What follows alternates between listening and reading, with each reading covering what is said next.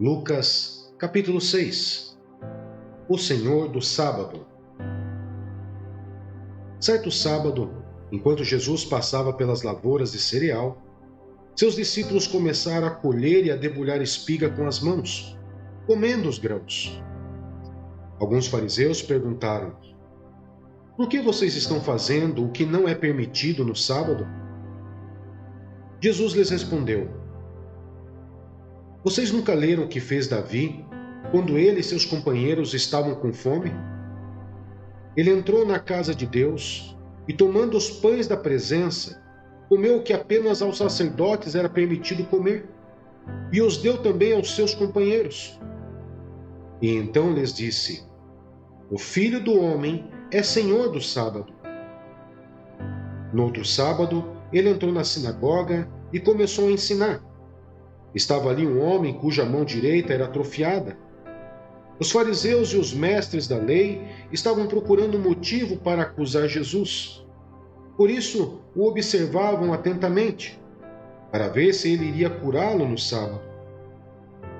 Mas Jesus sabia o que eles estavam pensando e disse ao homem da mão atrofiada: levante-se e venha para o meio. Ele se levantou e foi. Jesus lhes disse: eu lhes pergunto, o que é permitido fazer no sábado? O bem ou o mal? Salvar a vida ou destruí-la? Então olhou para todos os que estavam à sua volta e disse ao homem: estenda a mão. Ele a estendeu e ela foi restaurada. Mas eles ficaram furiosos e começaram a discutir entre si o que poderiam fazer contra Jesus. A escolha dos 12 apóstolos. Num daqueles dias, Jesus saiu para o monte a fim de orar, e passou a noite orando a Deus. Ao amanhecer, chamou seus discípulos e escolheu 12 deles, a quem também designou apóstolos: Simão, a quem deu o nome de Pedro, seu irmão André, Tiago, João, Filipe, Bartolomeu, Mateus, Tomé, Tiago, filho de Alfeu, Simão, chamado Zelote, Judas, filho de Tiago, e Judas Iscariotes, que veio a ser o traidor. Bênçãos e ais. Jesus desceu com eles e parou num lugar plano.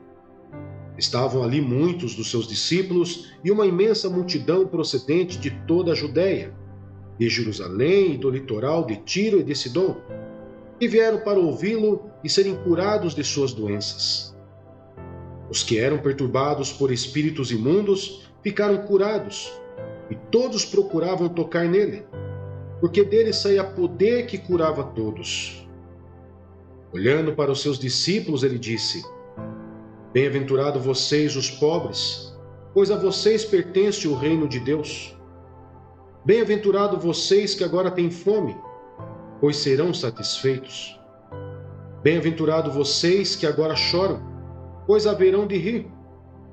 Bem-aventurados serão vocês quando os odiarem, expulsarem e insultarem e eliminarem o nome de vocês como sendo mau, por causa do Filho do Homem.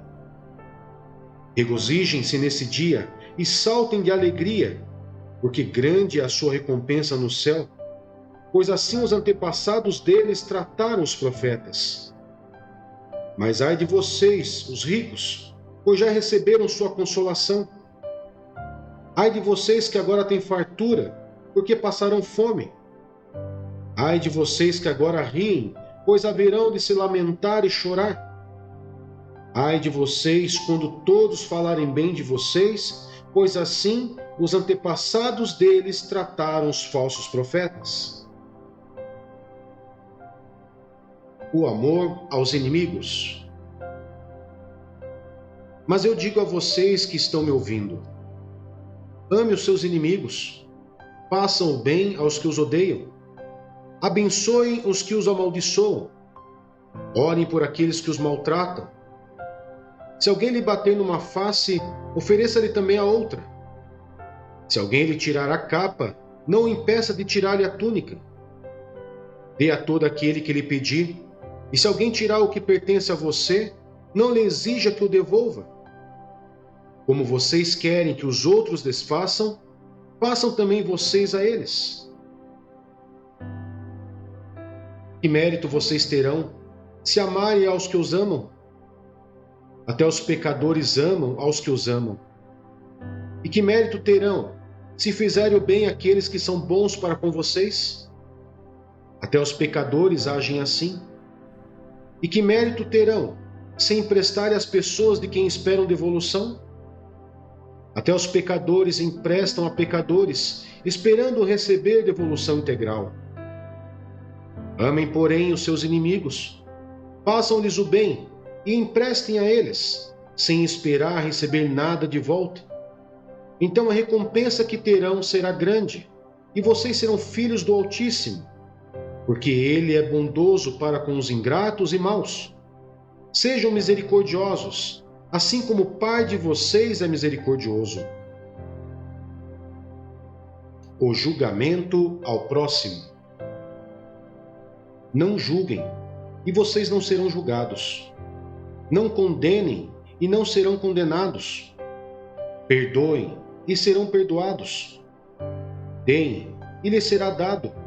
Uma boa medida, calcada, sacudida e transbordante será dada a vocês. Pois a medida que usarem, também será usada para medir vocês. Jesus fez também a seguinte comparação: pode um cego guiar outro cego? Não cairão os dois no buraco? O discípulo não está acima do seu mestre, mas todo aquele que for bem preparado será como seu mestre. Por que você repara o cisco que está no olho do seu irmão e não se dá conta da viga que está em seu próprio olho? Como você pode dizer a seu irmão: irmão, deixe-me tirar o cisco do seu olho, se você mesmo não consegue ver a viga que está em seu próprio olho? Hipócrita, tire primeiro a viga do seu olho, então você verá claramente para tirar o cisco do olho do seu irmão. A árvore e seu fruto. Nenhuma árvore boa dá fruto ruim, nenhuma árvore ruim dá fruto bom. Toda árvore é reconhecida por seus frutos. Ninguém colhe figos de espinheiros, nem uvas de ervas daninhas.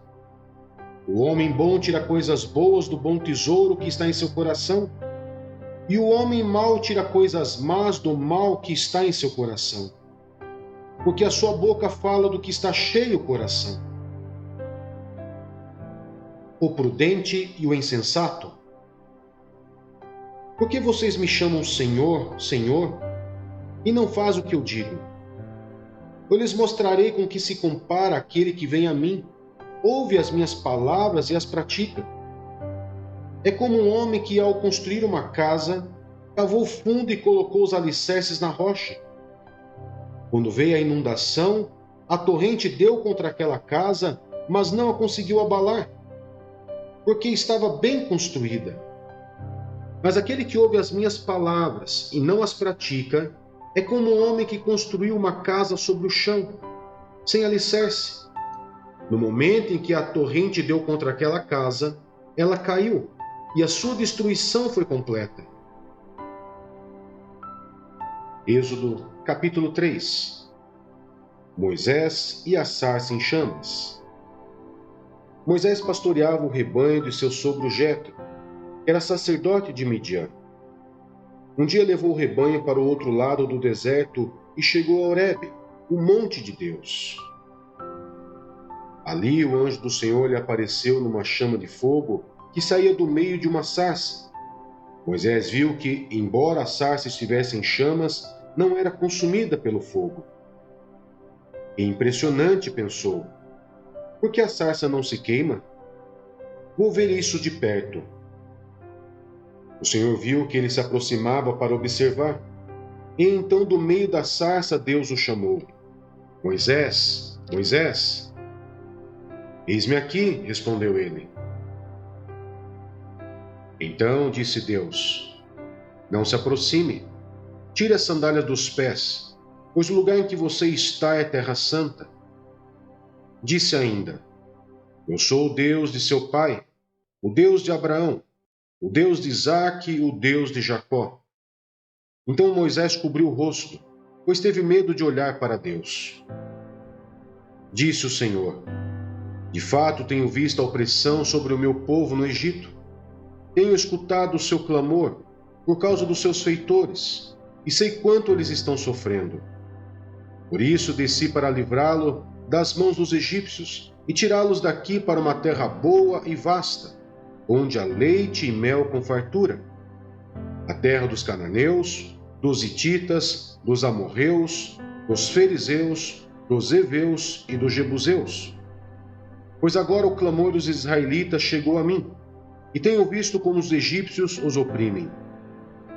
Vá, pois agora, eu o envio ao faraó para tirar do Egito o meu povo, os israelitas.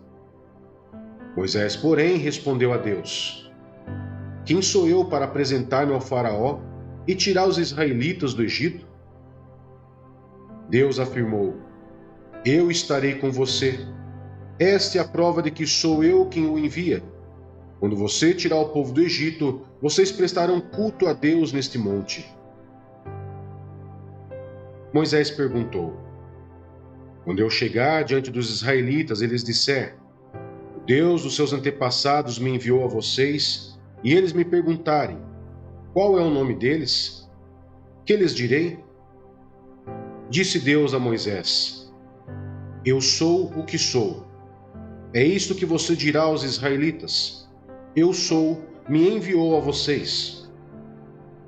Disse também Deus a Moisés: Diga aos israelitas: O Senhor, o Deus dos seus antepassados, o Deus de Abraão, o Deus de Isaque, o Deus de Jacó, enviou-me a vocês. Esse é o meu nome para sempre, nome pelo qual serei lembrado de geração em geração. Vá, reúna as autoridades de Israel e diga-lhes: O Senhor, o Deus dos seus antepassados, o Deus de Abraão, de Isaque e de Jacó, apareceu a mim e disse: Eu virei em auxílio de vocês, pois vi o que eles têm sido feito no Egito. Prometi tirá-los da opressão do Egito para a terra dos cananeus, dos hititas, dos amorreus, dos fariseus, dos heveus e dos jebuseus, terra onde há leite e mel com fartura. As autoridades de Israel o atenderão. Depois você irá com elas ao rei do Egito e lhe dirá: O Senhor, o Deus dos hebreus, veio ao nosso encontro. Agora, deixe-nos fazer uma caminhada de 3 dias, adentrando o deserto, para oferecermos sacrifícios ao Senhor, o nosso Deus. Eu sei que o rei do Egito não os deixará sair, a não ser que uma poderosa mão o force. Por isso, estenderei a minha mão e ferirei os egípcios com todas as maravilhas que realizarei no meio deles. Depois disso, ele os deixará sair. E farei que os egípcios tenham boa vontade para com o povo, de modo que, quando vocês saírem, não sairão de mãos vazias. Todas as israelitas pedirão às suas vizinhas e às mulheres que estiverem hospedando em casa objetos de prata e de ouro e roupas que vocês porão em seus filhos e suas filhas. Assim vocês despojarão os egípcios. 1 Coríntios, capítulo 7. A seca do casamento. Quanto aos assuntos sobre os quais vocês escreveram, é bom que um homem não toque em mulher, mas por causa da imoralidade, cada um deve ter sua esposa, cada mulher o seu próprio marido. O marido deve cumprir os seus deveres conjugais para com a sua mulher, e da mesma forma a mulher para com seu marido. A mulher não tem autoridade sobre o seu próprio corpo, mas sim o marido. Da mesma forma, o marido não tem autoridade sobre o seu próprio corpo, mas sim a mulher. Não se recusem um ao outro, exceto por mútuo consentimento e durante certo tempo, para se dedicarem à oração.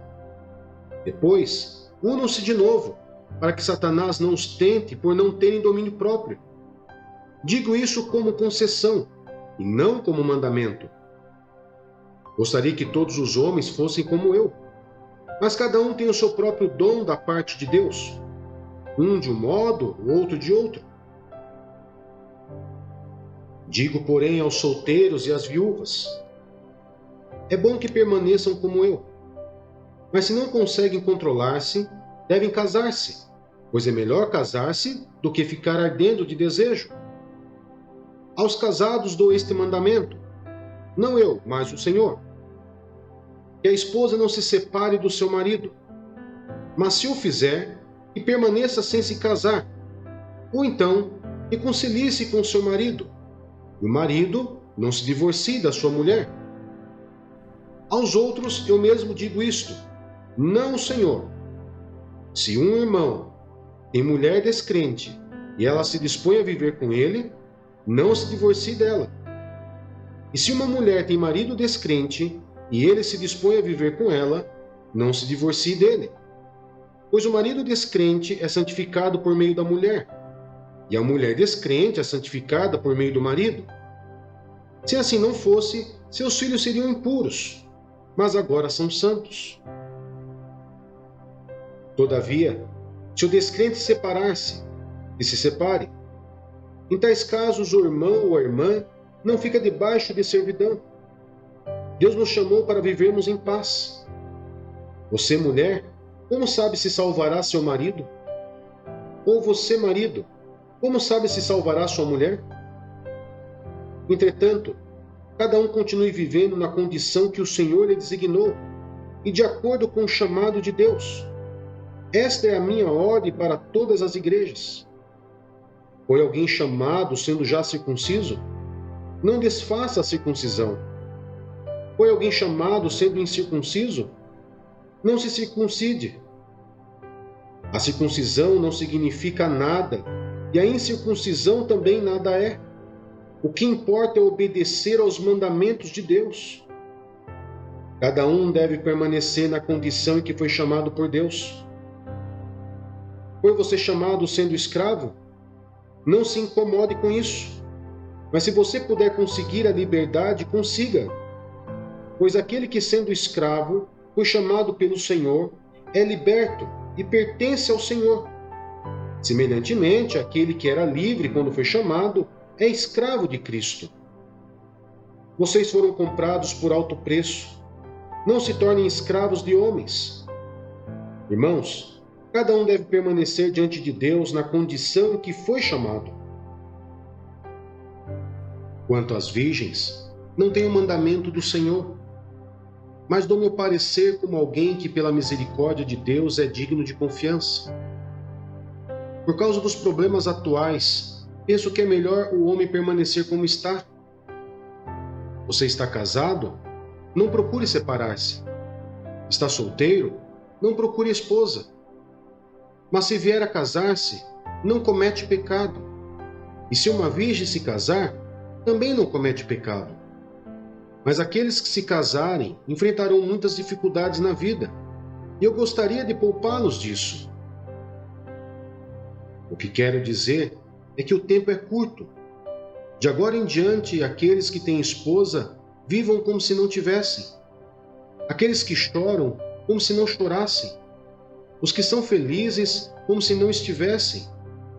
Os que compram algo, como se nada possuíssem.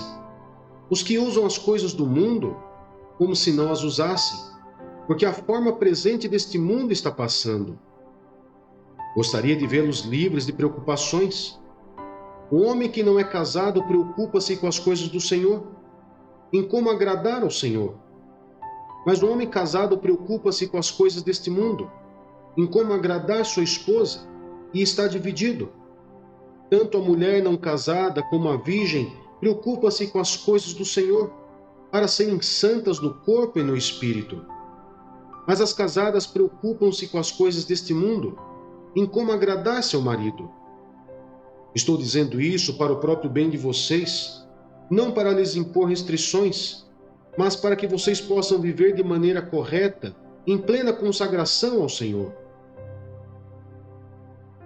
Se alguém acha que está agindo de forma indevida diante da virgem e quem está noivo, que ela está passando da idade, achando que ela deve se casar, faça como achar melhor. Com isso, não peca. Casem-se. Contudo, o homem que decidiu firmemente em seu coração e não se sente obrigado, mas tem controle sobre sua própria vontade e decidiu não se casar com a virgem, esse também faz bem. Assim, aquele que se casa com a virgem faz bem, mas aquele que não se casa faz melhor. A mulher está ligada a seu marido enquanto ele viver, mas se o seu marido morrer, ela estará livre para se casar com quem quiser, contanto que ele pertença ao Senhor. Em meu parecer, ela será mais feliz se permanecer como está, e penso que também tem o Espírito de Deus. Jó, capítulo 20. Zofar. Então Zofar de Naamate respondeu: Agitam-se os meus pensamentos e levam-me a responder porque estou profundamente perturbado. Ouvi uma repreensão que me desonra e o meu entendimento faz-me contestar. Certamente você sabe que sempre foi assim, desde a antiguidade. Desde que o homem foi posto na terra, o riso dos maus é passageiro e a alegria dos ímpios dura apenas um instante. Mesmo que o seu orgulho chegue aos céus e a sua cabeça toque as nuvens, ele perecerá para sempre, como seu próprio excremento. Os que o tinham visto perguntarão: onde ele foi parar? Ele voa e vai-se como um sonho, para nunca mais ser encontrado, banido como uma visão noturna. O olho que o viu não o verá mais, nem o seu lugar o tornará a ver. Seus filhos terão que indenizar os pobres. Ele próprio, com suas mãos, terá que refazer sua riqueza. O vigor juvenil que enche os seus ossos jazerá com ele no pó. Mesmo que o mal seja doce em sua boca e ele o esconda sob a língua, mesmo que o retenha na boca para saboreá-lo, ainda assim a sua comida azedará no estômago e será como veneno de cobra em seu interior. Ele vomitará as riquezas que engoliu. Deus fará seu estômago lançá-las fora. Sugará veneno de cobra, as presas de uma víbora o matarão. Não terá gosto na contemplação dos regatos e dos rios que vertem mel e nata. Terá que devolver aquilo que lutou, sem aproveitá-lo, e não desfrutará dos lucros do seu comércio. Sim, pois ele tem oprimido os pobres e os tem deixado desamparados. Apoderou-se de casas que não construiu. Certo é que a sua cobiça não lhe trará descanso, e o seu tesouro não o salvará. Nada lhe restou para devorar, sua prosperidade não durará muito. Em meio à sua fartura, a aflição o dominará, a força total da desgraça o atingirá. Quando ele estiver de estômago cheio, Deus dará vazão às tremendas chamas de sua ira, e sobre ele despejará o seu furor. Se escapar da arma de ferro, o bronze da sua flecha o atravessará. Ele o arrancará de suas costas a ponta reluzente, saindo do seu fígado. Grande pavor virá sobre ele. Densas trevas estarão à espera dos seus tesouros. Um fogo não assoprado o consumirá, e devorará o que sobrar em sua tenda. Os céus revelarão a sua culpa, a terra se levantará contra ele. Uma inundação arrastará a sua casa, águas avassaladoras, no dia da ira de Deus. Esse é o destino que Deus dá aos ímpios, é a herança designada por Deus para eles.